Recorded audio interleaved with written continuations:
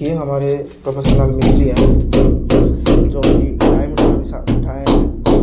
यहाँ शावर तक गया है। यहाँ डायमीटर की आउटपास है, इनपुट है और नीचे टेप के लिए है और इधर गीजर सप्लाई है, आउटपुट और इनपुट। ये हमारे मिस्त्री हैं जो कि बहुत प्रोफेशनल काम करते हैं और आगे तक चला गया। ये जैसे पास बॉक्स के लिए और आगे तक हैंड शावर के लिए, हैंड स्प्रे के लिए हो गया और आउटपुट ये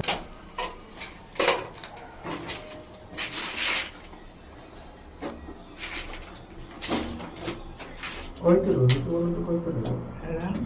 तो